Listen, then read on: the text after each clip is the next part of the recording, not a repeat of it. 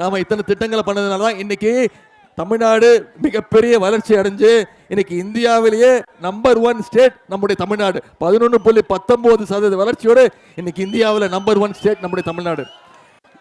அதனாலதான் நான் மீண்டும் மீண்டும் உங்ககிட்ட கேட்டுக்கொள்வது, பாஜகவை தமிழ்நாடு மக்கள் என்னைக்குமே அனுமதிக்க மாட்டாங்க. அதனாலதான் இன்னைக்கு அதிமுகன்ற போர்வையை போத்திக்கிட்டு எப்படியாவது குறுக்கு வழியில நுழைய பார்க்கறாங்க.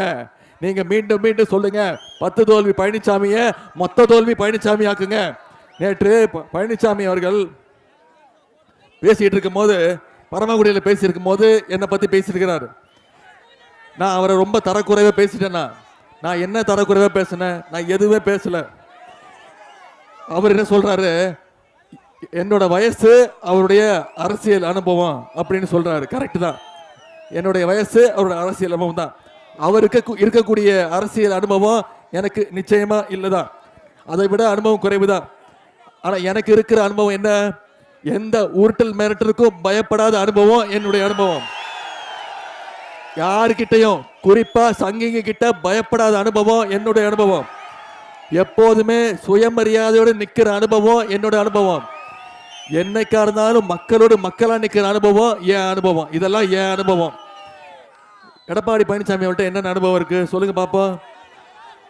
முதல்ல ஜெயலலிதா அம்மா காலு, அந்த அம்மா இறந்த பிறகு சசிகலா அம்மா காலு, அப்புறம் அந்த அம்மாவை துரத்தி விட்டுட்டு மோடி அமித்ஷா இவங்க 2 பேர் காலை பிடிச்சிட்டு இருக்கிறதா அவருடைய அனுபவம்.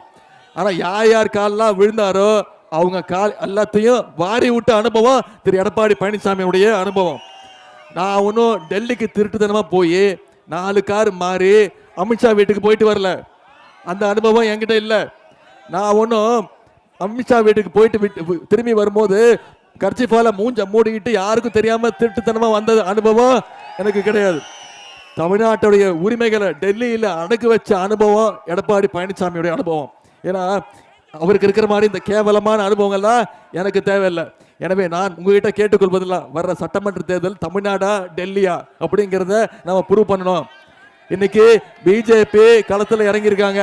பிஜேபி அவங்களோட டீமை இறக்கியிருக்கிறாங்க. அவங்க மட்டும் இல்லை, BJP B team, C team, D டீம்னு பல டீம்கள் இறங்கியிருக்கு. எத்தனை டீம் வந்தாலும் தமிழ்நாட்டில் என்னைக்குமே திமுக தான் சாம்பியன் அப்படிங்கிறத இந்த தேர்தலில் நாம் நிரூபிச்சு காட்டணும்.